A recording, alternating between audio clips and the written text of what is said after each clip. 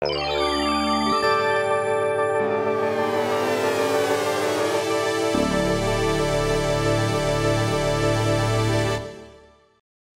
all, welcome to Art Salon. It's my self-appointed challenge to find the most interesting and diverse group of artists to present at these art salons. And every salon is so different and very purposefully so. I'm fascinated in the just tremendous variety of ways in which creative people live their lives and the kinds of motivations they have and the kinds of influences they have. And I'm just loving creating this dialogue in South Florida. Tonight we're pushing the envelope a little bit further in terms of really interesting work that's being done that's a little bit different than anything that we've presented before. Sherryl, Muriente, and Béju have joined forces not that many years ago. They come from very diverse backgrounds and very diverse parts of the world. And they are creating a joint effort called Lejobart. And they will tell you lots more about that. Sherryl Muriente has developed a career as an urban planner, which is definitely far afield from the kinds of things we talk about here. But she's also got a background in theater and performance and improv. And she's been creating art experiences and art happenings and performances in some very interesting ways. She also is doing something in urban planning that she calls Urban Acupuncture.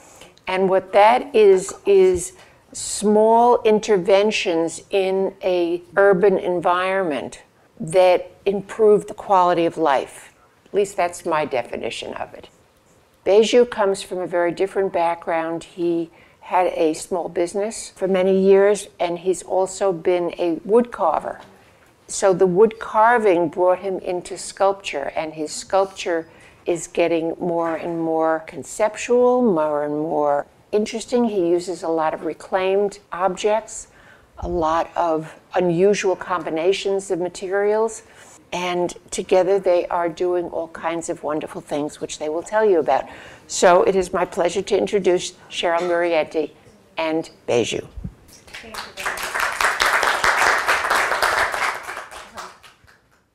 Thank you very much, Ellie. So, action. Reaction.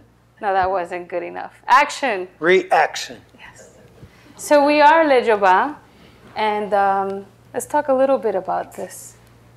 So we actually wrote out how to say it. Lejobart. No, it's Lejobart. Okay, I'll try once again. Lejobart. Yeah, fair enough. Okay. But as Americans, we could just say Lejobart, right? Lejobart. So it's actually French slang. It comes from this archaic mode of telling people that were in the town that they were crazy. And that's kind of where, when we joined forces, we figured this was the excellent word to use to explain what we're doing. Because it is the work of a basket case. And we think of this idea that if we're crazy enough, we can be catalytical thinkers. We can also be originators of unsound methods. So things that have not been done before, maybe we can try them out. And in the end, how is it that you say it? Lejobart. Lejobart. So we think of ourselves as rule breakers and therefore rule makers. So I'm going to introduce a little bit Béju. He's going to do a better job than I will, even though I'm his wife. We've been together now for how long? 9 years? 9 years, something yes. like that. There is a past in his life, way before me, obviously, where he was doing this very beautiful wood carving sculptures. And from there, some things happened. I came along, and he entered this other phase, 2 phases now, which is the upcycled work and the alley dudes. So I was born in France, and by the age of 20, I had lived in all these places. This is where I was born, Cognac, then Caen. Then I lived in Germany, then in Salon-de-Provence, then again in Germany, then in Metz, then in Strasbourg, then in Paris, then in the suburbs of Paris, then in Italy, and I also lived in northern Algeria. My father was in the military, and that explains it all. And I was actually myself.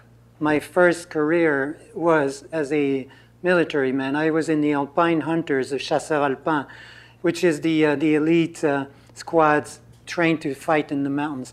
Why am I telling you this? Because it really built me. It really built my stamina, my understanding of commitment, and my understanding of the other, how to deal with the other, how to, sometimes tolerate the other, and how to work together.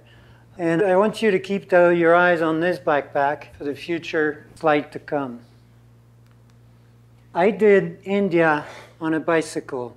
I bought a bicycle in India, and I traveled the whole north of India in 3 months. This shows you the trip, and if you recall the backpack, that's about the only thing that's left from Sergent Joubert on the previous photograph. When I went to India, I had a bag full of clothes, and by the time I was done with my trip, everything had been either given away or sold. And I came back with a backpack equally filled, but with jewelry, carpets, silk carpets, all sorts of things that I sold when I came back to France, and that allowed me to launch my career as an artist. And this is my very first wood carving. I had no idea that I knew how to carve. I was 28 years old back then, back from India. What did India teach me, actually? India made me experience art, really made me aware of art. Because, as you know, when we live in a place, we're so used to it that we forget our own roots. We're not aware of them until we go abroad and come back. So when I went to India, I discovered a culture that is entirely different from ours. Even Americans are different from French, but there, you're talking about a major step. So I became aware of other things, of other art, and it just opened my eyes. So I'm very happy to have been to India, and I love that place. When I came back, this was my very first wood carving with a jackknife and a piece of wood. I had no idea I knew how to carve. When my grandmother saw that, because my grandparents lived in Caen, which, as you might know, was in Normandy and had been really almost totally destroyed during the World War II, and I'll get back to that. So she had a lot of pieces in the attic, pieces of furniture that had been broken, damaged, and when she saw my little carve, she's, "You can carve? I got a lot of stuff in the attic, take a look and put things back together." So I went up there and I managed to fix the furniture. And I came across a little bunch of flower that was missing on a piece of wood. So I had somebody turn the piece of wood because I didn't know how to do that. And then I carved this on it, which was a copy of the original one. And then I became better and better at carving. And this is one little figurine that I did, which I'm very proud of because I did that with a scalpel. That's all I used. I used a saw to get the major pieces of wood out, and then a scalpel. This is juniper, beautiful, wonderful wood to carve, very oily. So, not having any instructions, not any education on wood carving or let alone art, I pretty much had to figure out what I was going to do with my skills of wood carving. So I went into trompe-l'œil. Trompe-l'œil, it means in French, eye deceiver. So basically it is, in wood, I would carve objects that mock reality.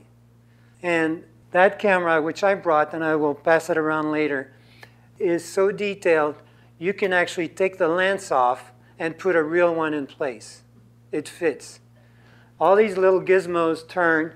You can flip it. The chain is made of one piece of wood, one solid piece of wood. It's a classic job to do, but in that size, it's pretty difficult. Then I went into, being more, French, I guess. And I remember when I went to look for samples, I went to a store, and I went into the lingerie department. And this salesperson comes, and she asks, "May I help you?" And I simply said, no, no, don't worry, I'm just looking for an inspiration. And she looked at me like, what? And she allowed me to look for inspiration. So this is what came out. These are extremely fragile. They're no longer mine, but I wish. I'm showing you this piece because I want to show you some details about it. Actually, one detail, to explain the challenges that I like to commit to. It's a face, obviously, which has been done many times over. But the detail, which I want to show you on this picture, it's white oak. White oak has this particularity that you have what are called rays that are within the wood, and they're lighter strips of wood. So the rays are visible here on the nose. You see a lighter spot. So all these define pretty much layers in the wood. Before I started carving this piece, I decided that I was going to manage to have the rays draw the pupil in the eyes. And as you can see, it worked. On the left eye here, you can definitely see. So I had to plan the whole face before I started anything, to plan the whole face so that this would happen. And the eyes are actually, it's not quite as visible on the other one, but it's still there. It's also there. The eyes are both looking at the fly that landed on the cheek. And it's called la mouche. Mouche means fly in French. And then, life takes you here and there. And when I was a kid, I lived in Italy, and I lived on a NATO base, an American NATO base. And we lived, French family, we lived with Americans. And we became friends with a family, the Gennacci family.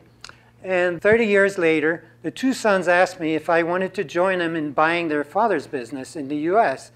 So I came over. So from France, I went to New York, then back to France, then to Florida, where I've been now. But there's another reason why I want to thank the Americans. Two. One, obviously, for coming to liberate us from the Nazis during World War II. And another reason, I want to thank this one American because he dropped a bomb on my father's house. Now you're probably wondering, what does that mean? Well, my father and his three sisters and parents were suddenly homeless. So they had to find a place to stay. And this other family greeted them. There were 5 kids, 2 adults, the parents, and they greeted them. And eventually, within that family, that's where my father and my mother met. So thank you to whoever dropped that bomb. When I was in New York, and this is between New York and my trip back to France, I did a lot of repairs of antiques or copies of antiques. In this case, this was a wonderful project, the smooth type of project where you're commissioned to do it, and there's no question, your check comes in every month, and you're free to work to do whatever you want. So this was it's in Opio, southern France, near Cannes. And I had to copy this altar, which the original one was completely destroyed, was full of worms and stuff. It was falling apart. So I was asked to do an exact copy, and that's what I did. This was in Belgium, and I was asked to finish the handrails of the staircase, and I was asked to copy the style of Liège. Then there was this, and more of this, and again this. And finally, I met Sherryl. And that's when I rekindled my artwork, my love for doing things interesting. And that's where the upcycle came. Upcycle, why? Because one day I was walking down the street, and I see a ladder, a pool ladder that's just laying there in the street, and, the stainless steel pool ladders. And I thought, this is really cool. I like the shape of it. So I picked it up, just for no reason. 2 or 3 years later, it's still in the backyard, and I have a couple of pallets that are here, and we come with a project. Let's build some furniture. Okay, now I should explain the concept behind the combination of the stainless steel and the wood. I see my compositions as an interaction between conscience and action. where the wood is the conscience and the metal, the stainless steel bars or tubes, are the action. The conscience and the action can work together in perfect harmony, but also the reflex, for instance, doesn't need the conscience to act. So that's one extreme. The other extreme is where the conscience really leads the action is when, for instance, when you do the kind of work that I used to do, the trompe-l'œil, you have to think precisely before you start acting. So my sculptures represent just that. They represent an interaction between conscience, the wood, and the action, the metal. So it's up for you to decide what's going on within the action and the conscience in this piece. I made this, and I called it Chère Maman.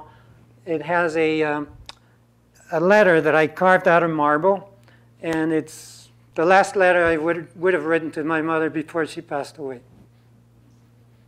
Here it's pretty obvious. Action, the metal, conscience, the wood.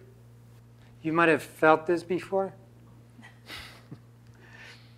And in this one, a lot of turbulence, a lot of things going on, but osmosis, it still works. It still is a balanced composition. Then came the recently, about a year and a half ago, as we were doing a project, art project, I came up with this idea, the alley dudes. Now, I'll let you read the definition where the alley dudes came from.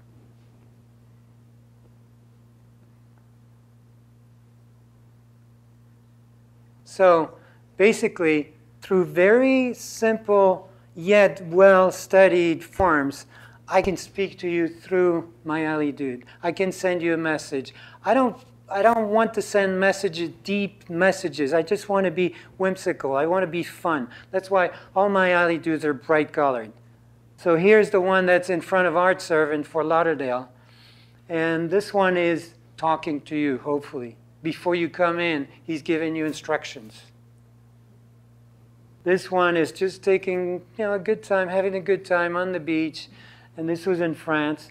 And I was so fortunate. This seagull just came along and was like, what is this? And she walked around it, or it rather, and walked around it and was wondering, what is that?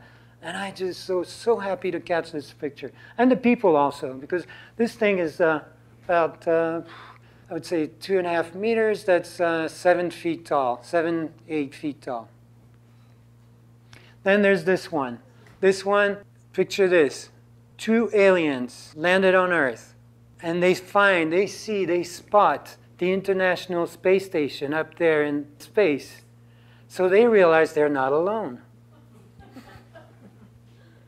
This was at Continuum, a show that just ended in January, and there were 3 of them, and they're talking to each other. They're talking to each other. The third one was placed, in reference to these 2 about here, up in the tree.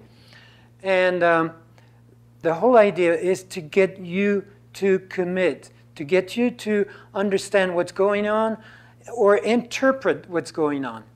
I don't really care that you understand, but interpret in your own ways, and also what's really interesting is that the body language determines the facial expression. And the facial, they all have the same form of, the face, the mouth and the 2 eyes. But according to the shape of the body, the expression totally changes. This one is currently in front of City Hall in Coral Gables. It's actually a functional bike rack. And, he's obviously cuddling those bicycles, protecting them from whatever. And this one is my latest. It's at the museum in Coral Gables. And it's actually a functional bicycle. And I have a video to demonstrate.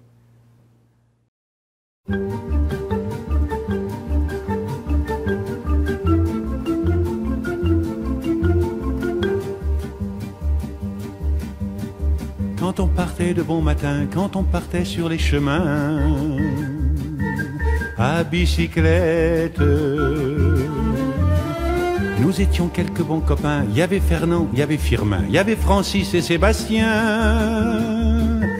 et puis Paulette. On était tous à pousser les ailes à bicyclette. Sur les petits chemins de terre, on a souvent vécu l'enfer. And there's more to come. There are more alley duets to come, I promise you. Now, I'm done with presenting myself. Here's Sherryl Muriente, who goes by Muriente. And it's up to you. You see, I'm married to this crazy man who's very fun to live with.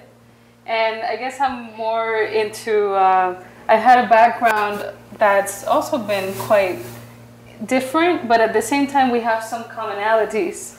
My work has always been surrounded by either performance, this kind of improv style of happenings, and also what I call urban acupuncture. My origins, I am born and raised in Puerto Rico until the age of 17, go to New York at first, but then after New York, I start traveling around the world and kind of put my studies on stop. I did a bachelor's in architecture, a master's in urban planning at some point after all this traveling, which was really good for me. And that's really where my formation in arts come. At some point in this time, I was also a punk rock singer. And that's probably the first performer I really was. I was fortunate to find this nun during one of our shows, and she was shorter than me, so I thought I need to take a picture with this lady with my Liberty spikes on.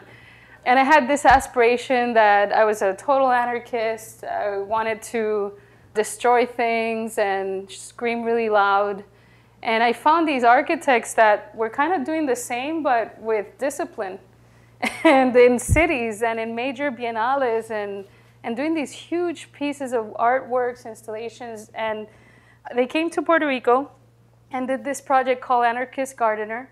At this time, I was still a spectator. I went by and took all these pictures from this trek, which lasted 6 hours on a main road. And there were 10 installations put on the ground with these 10 by 10 sand gardens in the middle of the road. And I thought, how do they get away with this? How do you do this? I want to do it too. So I approached them for work. I was like, I need to do this. So they gave me a test. They said, I'll give you some work. You have 24 hours to find a place to do a performance piece in. And I came up with this thing called the Blue Ruin. I found this house that was abandoned in the ghetto. I found a staircase next to it. I covered myself in blue and found these paintings. I guess they were doing some kind of martial arts in there. But within the rubble, there was some beauty. And I started getting fascinated by this as well.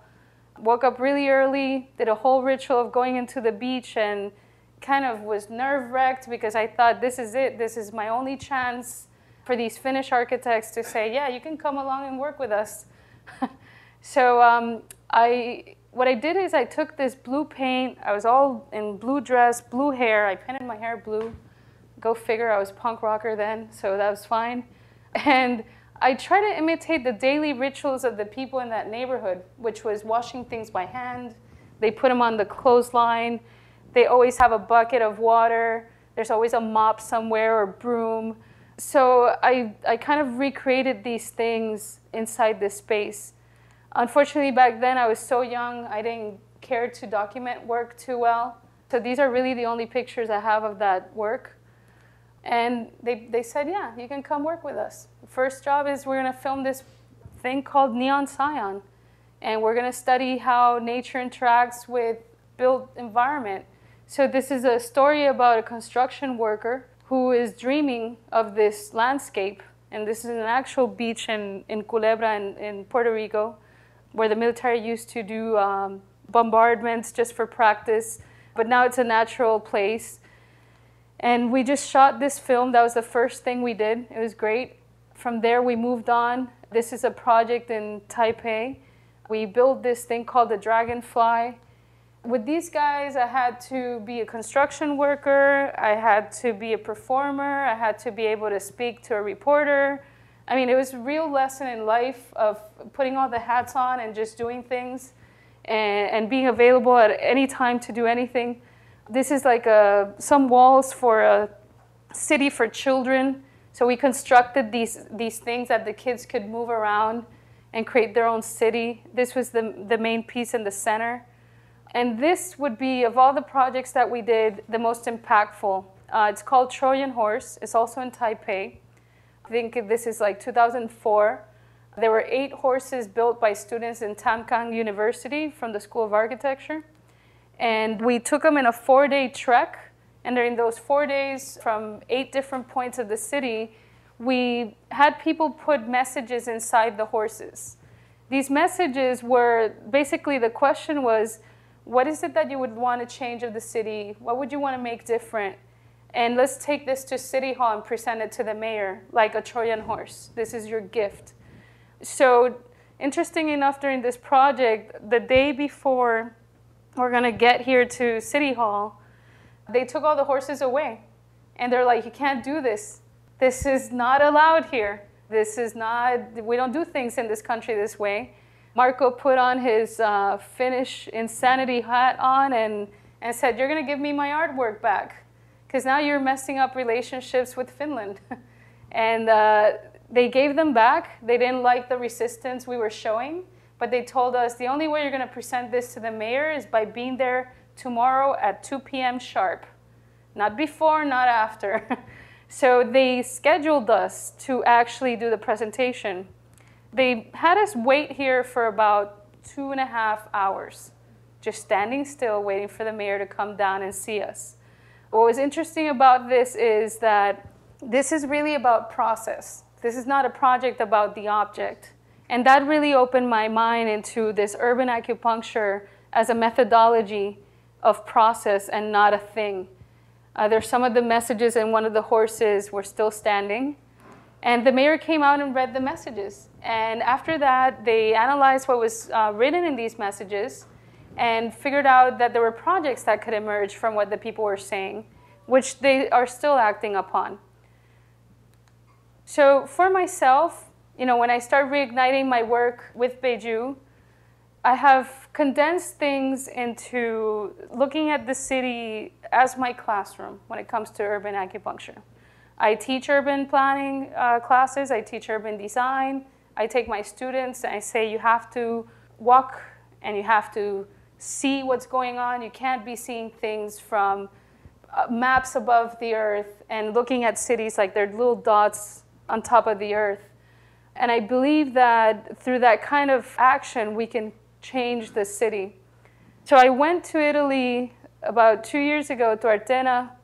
Also met up with Marco Casagrande here and the International Society of Biourbanism. And we did a project together. This one is called La Mastra.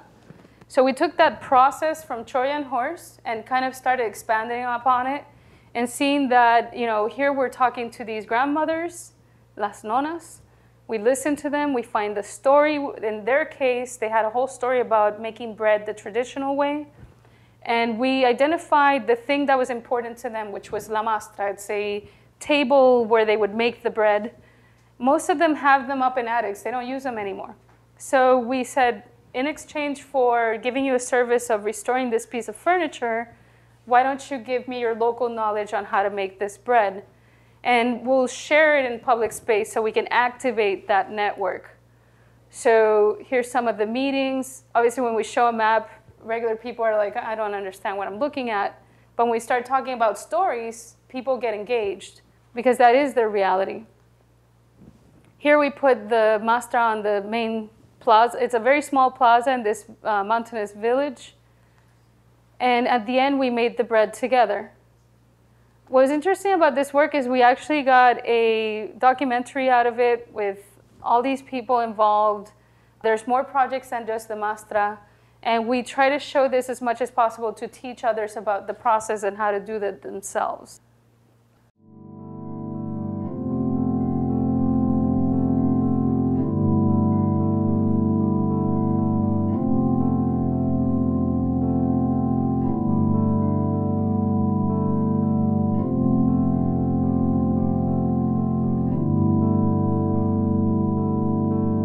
Architect is kind of a shaman who have to be so sensitive that he can interact with the collective subconscious of a community.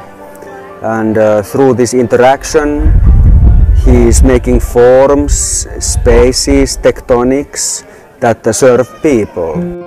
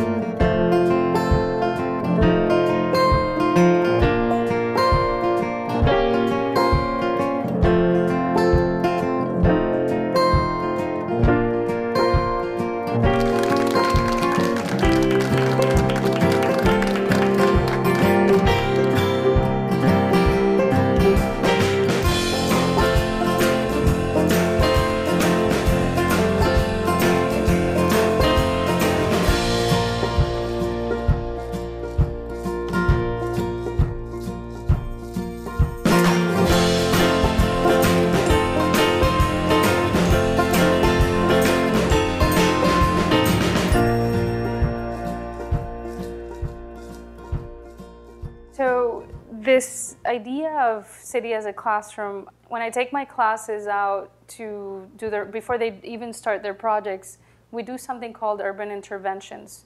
They're very small projects, they're 1 week, and I always take them out and I say, okay, today we're gonna tour the city, you're gonna, pay attention, which is, that's the first step. You take a picture with your mind or camera, whatever you want, and take note of your gut reactions to the city. And that's what you're going to intervene on next week. We always say that, and we give them that week to figure it out. And some of the kids come up with some great ideas, and it's always about something that's recyclable or usable or quick, something that can change space ambience for a second. This was a whole idea of lights in a park that was very dark. Here's one that's talking about putting native plants in a place that doesn't have any. This one was making a game, and they also have to interact with the others in the classroom. So it's really interesting to see the things they come up with quickly. It shows them that they're also capable of changing the city just by doing something in the space. Now, going into performances, so city is my stage. So even though it's a classroom, it's also a stage, it's everything to me. I explore a lot the edge between nature and construct, and I try to put myself in these personas of different objects or different things. For example, there's this one persona I play, which is the queen bee. This is just running around town with the whole thing on, and queen bee performs in other places. And it's, how do you buzz around? If I was a bee in the city, what would it feel like? And this is just a random happening. There's no this show is going to happen at 7 p.m. on Wednesday, or this is more structured. Opening for Red Eye. I was a punk rock flamenco dancer. So always trying to find also those edges between things that we like and things we feel. I guess in performance it's more of a liberation for me of expression. And as Lejobart, I say that? Okay. So as for Lejobart, what's really interesting, what really got us to start working together the first time, besides doing that recycled furniture that we started constructing, which he took over because he's the sculptor, he's the builder. I only have ideas. I'm like, oh yeah, that's going to look good if you do this. We did a performance together. We came up with the idea that when we perform, we want to talk about human relationships. So in this first one that we worked on, it's called Misperfection. It's the realization that perfection is as easily attained as is the horizon. So when it comes to a couple, this couple lives together, but they're not together. And there's all these contradictions between what they look like on the outside, what they are on the inside, and how they are together. I'm obviously red. I'm the crazy one. And I was the very stable, the very organized, the systematic person, which I'm not in real life, but so I had to reinvent myself for the show. But it was fun. It was fun. You see, I was constantly organizing things to make sure they were aligned. I'm holding a book which holds all the rules, and I do everything by the rules, and I do not step out of the boundaries. And I'm living with this creature. I'm sharing my life with this creature who is wild, crazy, who doesn't understand the meaning of being organized, of being on time. She still doesn't. And it's... That's true. It was crazy, crazy. The relationship was interesting because in the end, we had this booth in the background that you see in the background where we would go into at times, and we would write things backwards, actually, from the inside so that people could read from the outside. It's not simple. And so we would write messages. And my messages were constantly about the heart, the love, the beauty of things. And hers were... Where's my ring? Did you buy me a new house? Where's my car? It's a very materialistic creature. And we did this at Fat Village, at the projects. One of my favorite places. Great If you haven't been there, you need to see it. This was actually a show that was created by Christian Fennick, The Unmade Room. And so these are some of the pictures taken while the performance is happening. And this was our small stage. It's just a bedroom that we construct together and also destroy, and I'll do all sorts of things to it. We constructed it during the show. At the beginning, things were spread apart and we gathered everything. We built our home and then moved in together. From there, we also created Tohu Bohu. Tohu Bohu means chaos within the void. It's a theme that I've been working with for a while. It's what exists before there is light. So in this case, Béju is a filmmaker. He's the Cyclops. He only sees through one lens. And he's in search of reality through all this chaos.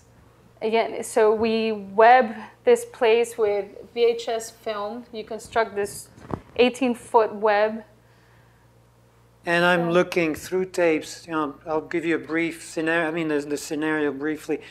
Through tapes, I'm looking in the past, trying to reconstruct the future or the present with the intent of building a future. And so I'm trying to recapture all the memories that I have of the disappeared beloved. And I built this web because I expect to catch her as she, flies by, or and she keeps swinging, but I don't see her. Yeah. She's on that swing that keeps going around and around and around, and I walk around and I'm lost. There's a pendulum we built. I swung on this pendulum for 2.5 hours. So this was an endurance type of performance for me. And we also had a film in the back that has all these cut up pieces of our life within the past 9 years. Very randomized, but also intentional. So here, just have a look. Fat Village. To me, it's the challenge of going into the unknown that's interesting. But I think it's magical. It's a place to explore art, and it's very avant-garde, and from here you can step forward.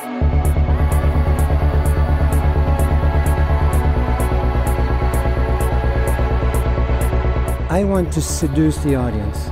Sherryl and Muriente, our performer for Lejobart. Everything we do right now is art. We wake up, we think all these projects up. And I'm Béju, I'm a sculptor, but I also perform with Sherryl, who happens to be my wife. The movie maker is also seeing life through one lens, and therefore he's a cyclops. He's looking for memories. He's looking to reconstruct what happened, the past. We end up actually weaving a web that eventually, hopefully, catches the spirit of his disappeared beloved. The tape, the movie, the memories, and that's why we have this big web in the background. I've always done art. It's necessary for happiness. I think when you are an artist at heart, you kind of need to create or you wilt. Where are you? And so I think that's what we try to do with our work, is to evoke not only that feeling for ourselves, but hopefully inspire others to do it too. I feel you! It's what gives a sense to being. And the fact that we're able to do it together It's is extra special. awesome. I don't have to explain to him why I'm up at 2 a.m. Yeah. thinking of something. Well, actually, she will wake me up. I'll wake you and, up to do it with hey, you. I just got an idea. What? Yes. All right, let's think about it. Yeah. An artist is meant to break the boundaries of what is acceptable.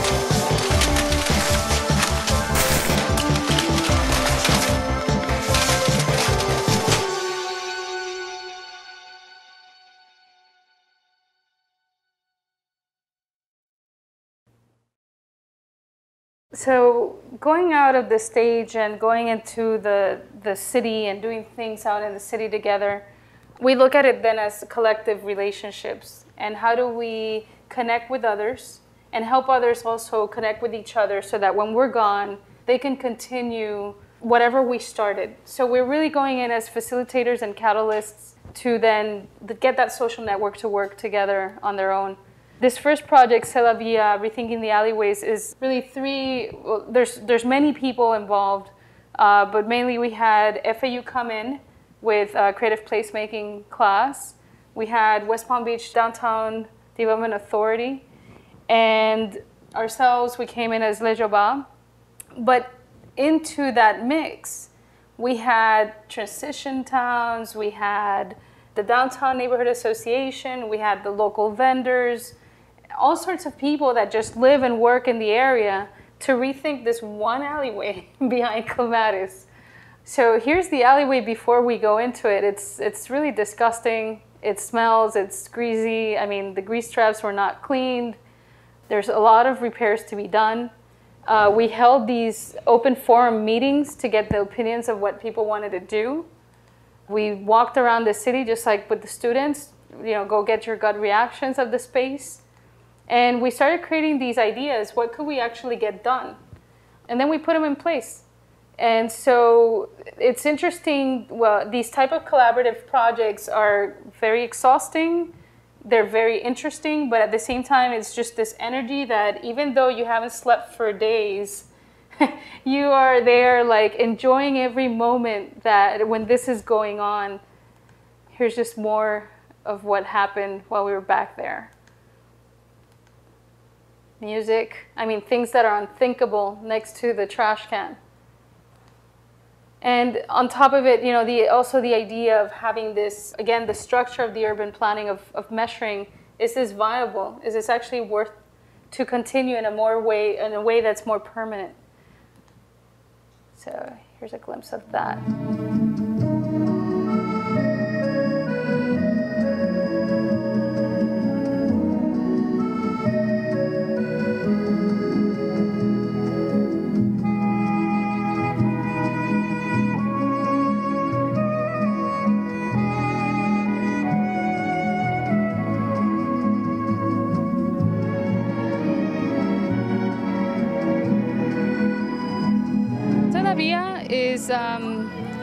It's a play of words. I would say that it's kind of like saying c'est la vie, but in this case, that's a French saying, like that is life. But we brought it into this urban space and thought, what is the road? We turn it into via. So for one day, the idea is to take this kind of not so nurtured space in the city and make it alive, give it a different meaning, give it the dream and the imagination of what citizens could do with it. Would it be okay if I glued these down? Yeah. We scoped around different cities and kind of felt like there was life and there's something like up and coming that's happening in West Palm Beach that interests us. So we decided maybe this could be our new urban lab or a new laboratory for these kinds of experiments. 300 block of Clematis, the South Alley, was chosen because it's a challenging alley. It's a very busy alley. It's back of house for all the businesses. It's got a lot of infrastructure in it, as you can see, FP&L poles, sanitation equipment, etc. So there were challenges to be dealt with. So it was a good one to use because it was a real situation. We had actually 2 public meetings, completely open forum, where we just put some paper on the walls, we put up a map, we talk about the city in general, what things they're missing, if there was something they wanted that would enhance the public space. And so with these ideas between the students and the students narrowed in a couple of projects. So some of them are doing art, some of them are dealing with permaculture, others are setting up shops. Alleyways have a lot of potential actually, even though at first it doesn't seem that way. But if you treat trash in a different manner, you could do it by a greener system. There is such a great space for more of an intimate interaction. I think one of the big outcomes of the C'est La Vie project was that it helped us think about the alleys as an important piece of our downtown, not just the backdoor service entrance, a functional important piece that is something we can do better with. The areas, where you want the splash to end. What we're doing is we're constructing in real time. So people, when they come in, they can build with us. And that's what they'll take away with it, that everybody can change the city. Not just planners, not just architects, not just professionals, it could be anyone. So if you just start in your backyard, I mean, something as simple as an alleyway, who knows what you can do.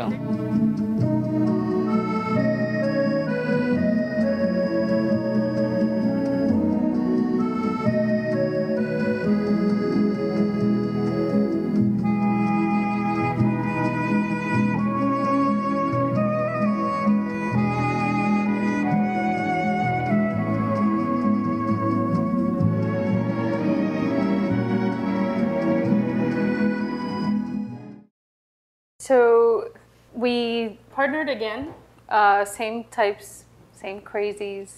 We did Parking Day. Parking Day is an international thing right now. It started very small, but we take parking spaces and turn them into public places.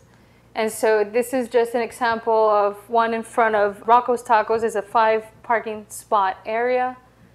Very interesting. Here we actually start working with how do you extend the sidewalk in a modular way. Kids came out, everybody was just hanging around, and it's very playful to do these type of pilot projects in the city and understand, again, it's a mix of public space, art, imagination, and what can we do with it.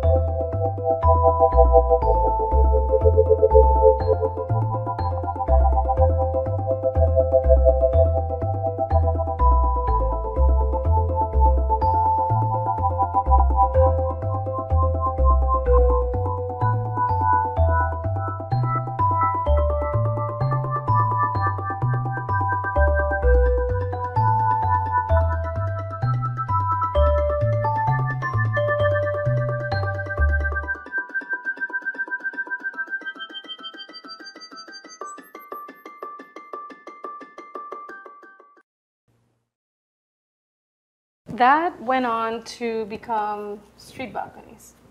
It's an extension of public space into the street. So street balconies is it's a program that we started with the town of West Palm Beach, sponsored by DDA, where we have come up with a pilot program. We have installed 3 of these street balconies, as we call them, because they're an extension of the building onto the street. And so what we're studying is it beneficial to the city, to the users of the street, to the businesses, and to the people in general? So we're actually, currently actively studying these 3 spots.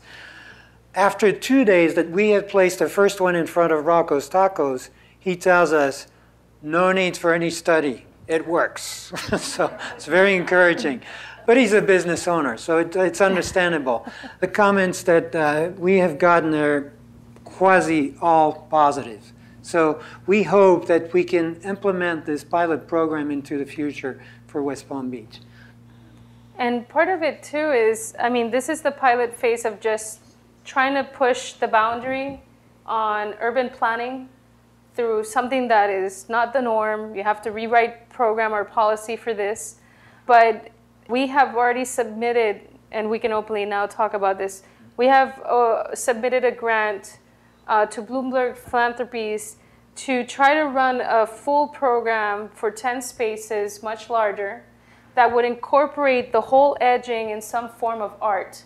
So in the case of when you have a business owner sharing the public space, some people can come in and perform with instruments, for instance, or somebody can come in and open the boxes and take out things to do art on these areas.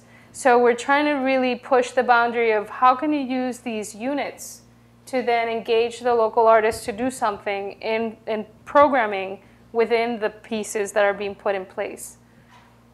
Basically, we would hire artists to perform or do their thing on those street balconies as part of the program while the business is closed, because then the street balcony is empty. Yeah. Or, if there's an agreement with the business owner, then it goes on with the business. So the last project we'll show you that we've done is Algo Colectivo. This one really, really, just like Miss Perfection shaped our work together, this one, it really shaped our work together in terms of interventions. It's 300 words, 1 village, and a collective vision. Kind of hard to do.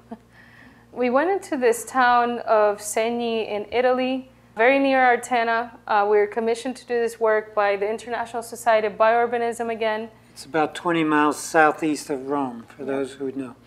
And we first looked, there's a very, very strong preservation of the history of the place. We went studying what was it that was important to them in terms of symbology, in terms of things that would stand out to them. And we found this myth about the Algo, and it is a place on their ancient mountaintop where there would be a priest that would come out, look at the bird flights, and decide what was the future of the city for the next year to come. We ran with this idea in the actual space of where the Algo would be. This is the old Roman cistern on the top of the mountain. This place is about 3,000 years old. Yeah. That's the first temple, and then got rebuilt over again. But the bottom stone is the first stone of a temple that was there. And if you see these branches coming out from the right side, it's a pine tree that was the roots were starting to push both the cistern rocks and a wall that's on the right side of it. So at this point, the city is going to cut this tree down. People are extremely upset over this. So they bring us in to mediate the issue of cutting the tree down, doing something useful with the tree, and trying to heal this place, which was, it's like being thrown in the middle of a war. So we start sketching stuff out, trying to figure out what are we going to do with the remnant of the tree. There's this huge antenna in the back, which really is a bigger problem than the tree, but they don't see that. And we come up with this public space that we can create from the leftover trunks of the tree. And we also see that this place is like a mountain where people buzz out to roam, to work, and come back home with the honey. So we made a whole analogy of the honeybees and the bees being the ones to rise, these two symbols that we've carved on the tree. So for 1 week, was it 1 week that we worked on this, or 10 days? 10 days. I mean, we worked and worked. There was one issue at the beginning. We had planned, we had figured everything out before we left, and when we get there, they introduce us with a location that has nothing to do with what was promised. So we're like, Italy. Whoa, what do we do now? So for 2 days, we did nothing. I mean, physically nothing. We just spent the day in a bar, with a coffee in our hand, with sketchbooks, trying to figure out, what do we do now? And talking we to everybody that would come in. Yeah, we could feel the pressure behind us.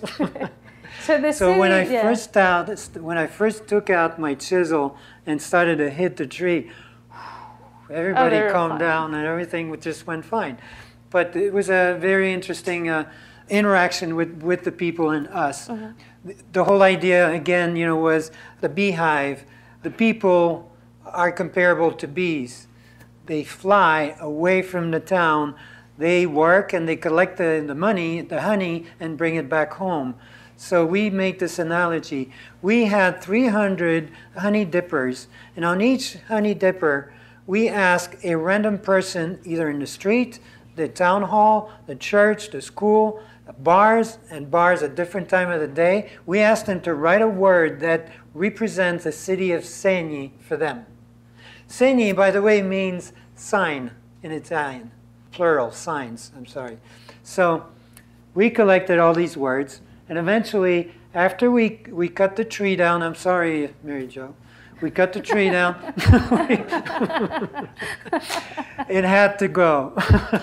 So we left this podium, which was about 12, 13 foot in height.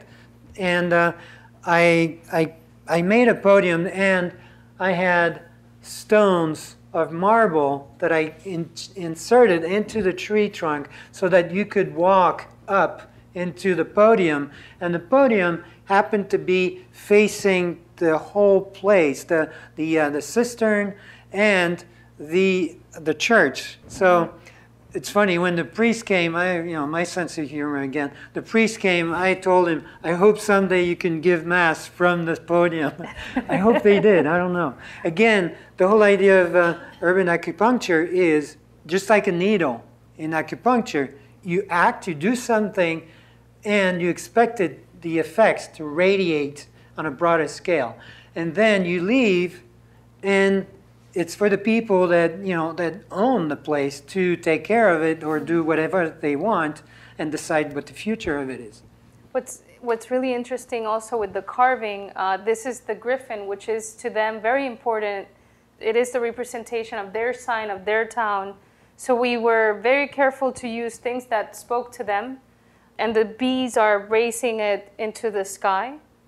Besides the piece that was created, we also the queen bee performed within this piece and read the 300 words out to the audience. While that was happening, what was really interesting is people, you can hear them saying, oh, that's my word, that's my word. And after we're gone, we get sometimes pictures from people that are there. Eventually, all the bees are gone, which is a good thing, because everybody took a piece with them home, and it's like a collector's item, I hope. And the stumps are still around where they're sitting on them. They also use this place to project films on the wall. So it's really become kind of a hangout public space for the kids and the people that live there. So going forward into the future, why we're here now, where we are right now, what's really interesting is that we're talking about art now in a way of like, what is the next evolution for us?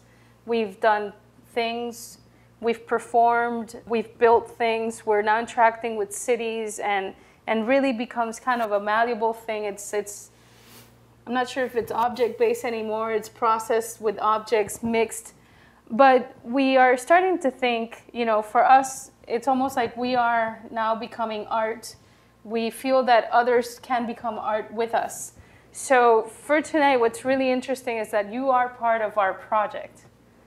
And with that said, we're actually launching today the concept of expansion and contraction. We've been thinking about this for a long time, and the way we see it is that tonight we will share with you a piece of our art if you wish to take that responsibility. This piece of art will expand. You guys will take care of it wherever you go. The exchange, though, we need to keep track of you by just having your name, number, and email. But we expect at some point for that artwork to contract again. So it's an experiment that we are beginning, and hopefully we will continue it for many years. And the idea is that you take a piece of my art. So let's do that now. In exchange, to those who want to participate in this project, in exchange we ask that you provide your name, your phone number, and email address so we can contact you. So, and then there will be more information to come later. So I'm going to take this alley dude, and I'm going to take it apart and give to each one of you one piece, to each one that wants to participate. So you tell me if you want to participate. All right. Yes? And while he does that, we want to leave you with saying, let your imagination fly. And tonight we showed a lot of films that are very representative of when we're doing the work in ways of announcing it. It's not necessarily our video work, but we're going to finish off with a video piece.